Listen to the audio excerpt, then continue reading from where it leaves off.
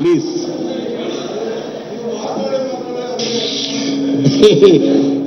ಏನು ನಂಬಕ್ಕಾಗಲ್ಲ ಈ ಕಾಲದಲ್ಲಿ.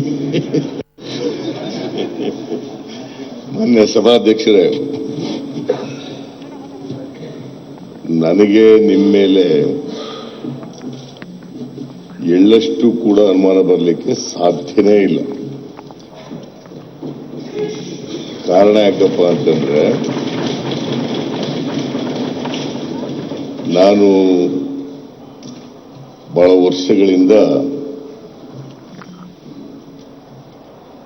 ನಿಮ್ಮ ವೈಯಕ್ತಿಕ ಬದುಕು ಮತ್ತೆ ಸಾರ್ವಜನಿಕ ಬದುಕನ್ನ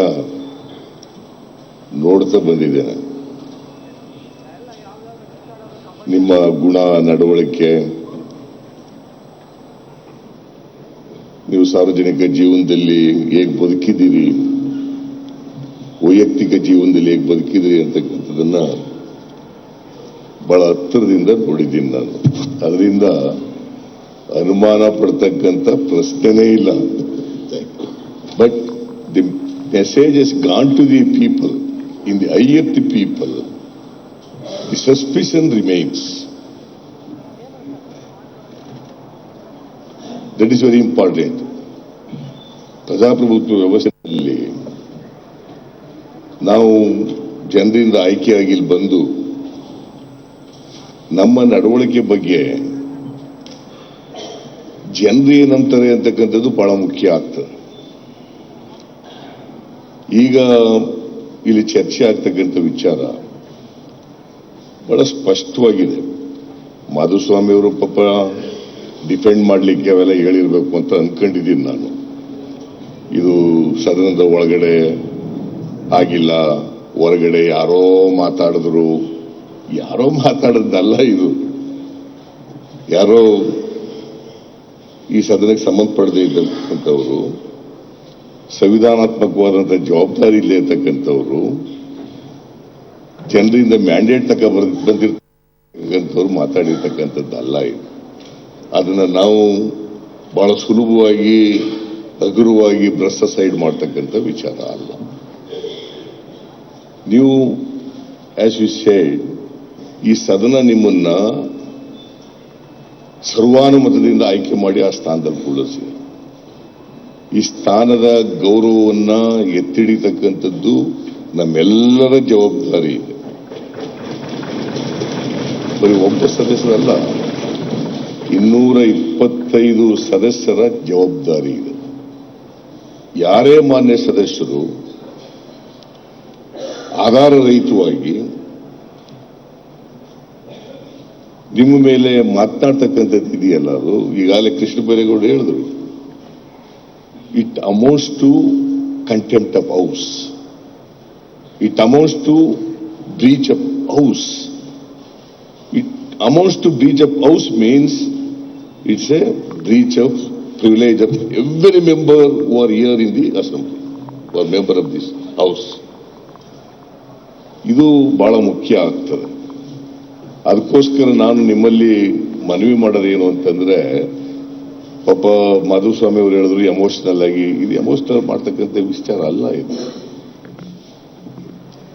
ಸಾರ್ವಜನಿಕರು ಏನಂತ ಇದ್ದಾರೆ ಅಂತಕ್ಕಂಥದ್ದು ಮುಖ್ಯ. ಮತ್ತೆ ಸತ್ಯ ಗೊತ್ತಾಗಬೇಕು ಎಲ್ರಿಗೂ. ಈಗ ಬಹಳ ಸ್ಪಷ್ಟವಾಗಿದೆ, ಧ್ವನಿ ಸುರುಳಿನಲ್ಲಿ ಬಹಳ ಸ್ಪಷ್ಟವಾಗಿದೆ. ರಾಜೀನಾಮೆ ಕೊಡಿಸ್ತೀವಿ, ರಾಜೀನಾಮೆ ಒಪ್ಕೊಳ್ಳಿಕ್ಕೆ ನಾವು ಸ್ಪೀಕರ್ನೆಲ್ಲ ಬುಕ್ ಮಾಡ್ಕೊಬಿಟ್ಟಿದ್ದೀವಿ, ಅದಕ್ಕೆ 50 ಕೋಟಿ ರೂಪಾಯಿ ಕೊಟ್ಟಿದ್ದೀವಿ ಅಂತ ಬಹಳ ಸ್ಪಷ್ಟವಾಗಿರುವಾಗ ಸಾರ್ವಜನಿಕರ ಮನಸ್ಸಿನಲ್ಲಿ ಯಾವ ತರದ ಸಂದೇಶ ಹೋಗಿರ್ತದೆ ಅಂತಕ್ಕಂಥದ್ದು ಬಹಳ ಮುಖ್ಯ ಆಗ್ತದೆ. ಇದರಿಂದ ಹೊರಗಡೆ ಬರಲೇಬೇಕಾಗ್ತದೆ. ಅದಕ್ಕೋಸ್ಕರ ಅವರು ಅಲ್ಲೆಲ್ಲ ಮಾತಾಡಿದ್ರು, ಇಲ್ಲೆಲ್ಲ ಮಾತಾಡಿದ್ರು, ಅದಕ್ಕೋಸ್ಕರ ಅದನ್ನ ಬಹಳ ಗಂಭೀರವಾಗಿ ತಗೊಳಕ್ ಹೋಗಕ್ಕಾಗೋದಿಲ್ಲ, ಅನ್ನಕ್ಕಾಗೋದಿಲ್ಲ. ಇದು ಅತ್ಯಂತ ಗಂಭೀರವಾದಂಥ ವಿಚಾರ. ಇದು ನಿಮ್ಮ ಘನತೆ, ಗಾಂಭೀರ್ಯ, ಗೌರವದ ವಿಚಾರ. ಹಾಗೆಯೇ ಈ ಸದನದ ಘನತೆ, ಗೌರವದ ವಿಚಾರ. ಆಮೇಲೆ ದಿನನಿತ್ಯ ನೋಡ್ತಾ ಇದ್ದೀವಿ ಏನೇನು ನಡೀತಾ ಇದೆ ಅಂತಕ್ಕಂಥದ್ದನ್ನು. ಕಳೆದ 6-7 ತಿಂಗಳಿಂದ ಏನೇನ್ ನಡೀತಾ ಇದೆ ಅಂತಕ್ಕಂಥದ್ದನ್ನ ಪ್ರತಿನಿತ್ಯ ನೋಡ್ತಾ ಇದ್ದೀವಿ. ನಾನು I don't know, Krishna Byregowda ಅದು ಮುಂದಿನ ಇದನ್ನು ಕೂಡ ಪ್ರಸ್ತಾಪ ಮಾಡಕ್ ಹೋದ್ರು ಅವರು. ಹೋದಾಗ ನೀವು ಅವರಿಗೆ ಇಲ್ಲ ಇದಕ್ಕೆ ಸೀಮಿತವಾಗ್ಲಿ ಅನ್ನೋ ತರ ಹೇಳಿದ್ರಿ ಅಂತ ಅನ್ಸುತ್ತೆ.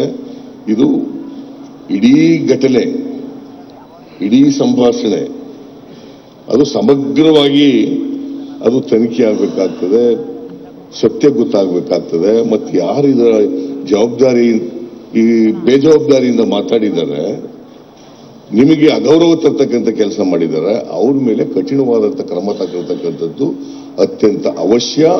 The message should go to the society, go to the nation.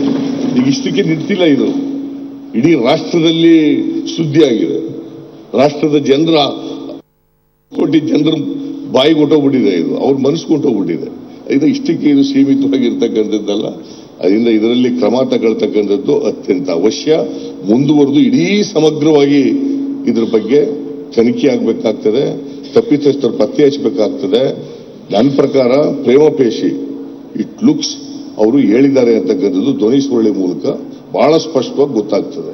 ಅದರಿಂದ ನಾವು ಇದನ್ನ ಬಹಳ ಲಘುವಾಗಿ ತಗಬೇಕು ಅಂತ ಏನು ಮಾನ್ಯ ಮಾಧುಸ್ವಾಮಿ ಅವರು ಹೇಳ್ತಾರೆ, ನಾನು ಅದಕ್ಕೆ ಸಂಪೂರ್ಣವಾಗಿ ವಿಭಿನ್ನವಾದಂಥ ಅಭಿಪ್ರಾಯ.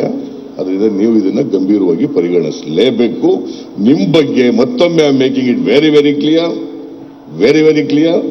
ಯಾವುದೇ ಯಾರಿಗೂ ಕೂಡ ಇಲ್ಲಿರ್ತಕ್ಕಂಥ ಯಾವ ಸದಸ್ಯರಿಗೂ ಕೂಡ ನಿಮ್ಮ ಮೇಲೆ ಸಂಶಯ ಬರಲಿಕ್ಕೆ ಸಾಧ್ಯ ಇಲ್ಲ. ನಿಮ್ಮನ್ನ ಮೊದಲನೇ ಸಾರಿ ನೋಡ್ತಾ ಇಲ್ಲ, 94ರಿಂದ 99ವರೆಗೂ ಕೂಡ ಸ್ಪೀಕರ್ ಆಗಿ ನೋಡಿದ್ದೀವಿ ನಾವು. ಹೇಗೆ ನೀವು ಸ್ಪೀಕರ್ ಆಗಿ ನಡ್ಕೊಂಡಿದ್ದೀರಿ ಅಂತಕ್ಕಂಥದ್ದು ಗೊತ್ತಿದೆ. ದಿವಸ ಮಾನ್ಯ ದೇವೇಗೌಡರು, ನಾನಿನ್ನೂ ನಾಮಿನೇಷನ್ ಹಾಕಿರಲಿಲ್ಲ, ನನಗೆ ಕರೆಸ್ಕೊಂಡ್ರು ಚೇಂಬರ್ಸ್. ನಾಣಯ್ಯನವ್ರು ನನ್ನ ಜೊತೆಗಿತ್ತು. ನಿಮ್ಮನ್ನ ಸಚಿವ ಸಂಪುಟಕ್ಕೆ ತಗೊಳ್ಬೇಕು ಅಂತಿದ್ದೆ, ಆದ್ರೆ ನನಗೊಬ್ಬರು ನಂಬಿಕಸ್ಥರು ಸ್ಪೀಕರ್ ಆಗಬೇಕಾಗಿದೆ.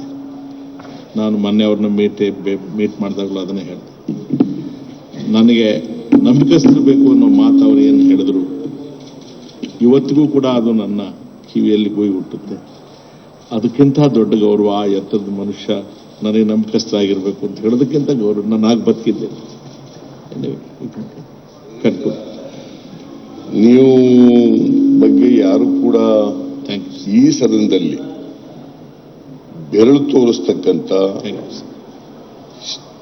ಶಕ್ತಿ ಅಥವಾ ಧೈರ್ಯ ಯಾರಿಗೂ ಇರಲಿಕ್ಕೆ ಸಾಧ್ಯ ಇಲ್ಲ.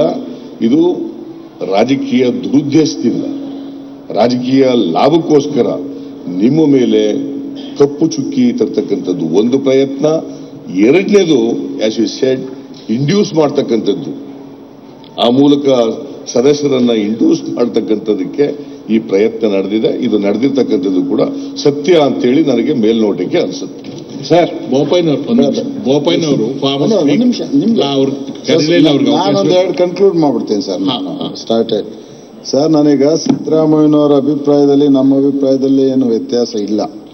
ನಿಮ್ಮ ಬಗ್ಗೆ ನಾವ್ಯಾವತ್ತೂ ಏನು ಅಂದ್ಕೊಂಡು ಇಲ್ಲ, ಏನೂ ಇಲ್ಲ. ಇದು ಸಾರ್ವಜನಿಕ ಆಗ್ಲೂಬಾರ್ದಾಗಿತ್ತು ಅನ್ನೋದು ನನ್ನ ಅಭಿಪ್ರಾಯ ಸರ್. ಇದು ಇಷ್ಟೊಂದು ಸಾರ್ವಜನಿಕ ಆಗಬಾರ್ದಾಗಿತ್ತು. ನಿಮಗೇನೆ ಬಂದೇಳಿ ಒಂದು ತನಿಖೆ ಮಾಡಿ ಏನೋ ಮಾಡ್ಬೋದಾಗಿತ್ತು. ನಾವ್ಯಾರನ್ನು ಡಿಫೆಂಡ್ ಮಾಡ್ತಾ ಇಲ್ಲ sir. Siddaramaiah, don't mistake us. Chair ಬಗ್ಗೆ ಆಸ್ಪರ್ಷನ್ ನಾನು ಮಾಡ್ಕೊಂಡಿಲ್ಲ. Very good parliamentarian, very good parliamentarian. ಅದಕ್ಕೆ ಡಿಫೆಂಡ್ ಮಾಡಕ್ಕೆ ಅದನ್ನು ಬಳಸ್ಕೊತಾ ಇದ್ದೀರಿ ಅಂತ. Without sir handling a bad case. ಹೌದು, ಟ್ರಯಾಂಗಲ್ ಇದು. You are a good advocate handling a bad case. Sir, ನಾವಿನ್ನೂ ವಕಾಲತ್ ಹಾಕಿಲ್ಲ, ಅಡ್ಮಿಷನ್ ಸ್ಟೇಜ್ ಆಗಿದ್ದೀನಿ ನಾನು. ವಕಾಲತ್ ಹಾಕಕ್ ಒಂದು ಅವಕಾಶ ಕೊಡಿ ನಮಗೂ. Please here hour case once, ಆಮೇಲೆ ಡಿಸಿಷನ್ ಅಷ್ಟೇ. ಆಮೇಲೆ ಕೇಳಿರಂತೆ ಈ ಸ್ಟೇಜ್ ಅಲ್ಲಿ please give us an opportunity. ನೀವು ಜನ ಬಯಾಸ್ಟ್ ಅಂತ ಎದ್ದೋಗ್ಬಿಟ್ರು ನಮ್ದೇ ಸ್ವಾಮಿ ಅಂತ.